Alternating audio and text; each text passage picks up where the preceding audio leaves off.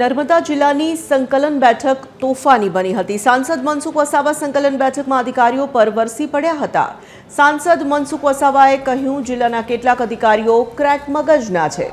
એસઓયુના DFO અને નર્મદાના DFO બંને કોઈને કોઈ ફોરેસ્ટના કાયદા બતાવીને કામો અટકાવી દે છે। કામ અટકાવશે તો કેવી રીતે ફોરેસ્ટ વિસ્તારનો વિકાસ થશે?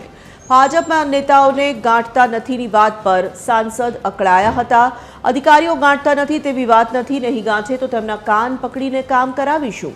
સંકલનમાં રજૂ થતા વર્ષો સુધી પ્રશ્નો ઉકેલાતા નથી। ટેચીના ડીએફઓ છે અને નર્મદાના ડીએફઓ બંને ડીએફઓ એવા વિચિત્ર પ્રકારના પાણી છે ને તે સરકારે કરોડો રૂપિયાની ગ્રાન્ટ આપે છે, તે કોઈને કોઈ ફોરેસ્ટના કાયદા બનાવી ફોરેસ્ટના કાયદાઓનું બહાનું બતાવીને એ કામ અટકાવી દેશે। તો કામ અટકાવી દેશે તો આ નર્મદા જિલ્લાનો ફોરેસ્ટ વિલેજનો ગામોનો કઈ રીતના વિકાસ થશે? સરકાર આ ખૂબ વિકાસ કરવા માંગે છે અને ગ્રાન્ટ પણ આપે છે, પણ ક્રેક મગજના અધિકારીઓ ફોરેસ્ટ વિભાગના અધિકારીઓ લોકોની વાતને સમજતા નથી, લોકોના પ્રશ્નો છે એ સમજતા નથી। આજે મેં ભારે મારી રીતના મારા દાબીને કીધું, ભાઈ અધિકારીઓ ભાજપના નેતાઓને ગાંઠતા નથી, એ વાત આજે ભાજપના નેતાને ગાંઠતા એ વાત ના કરો, એવું નથી।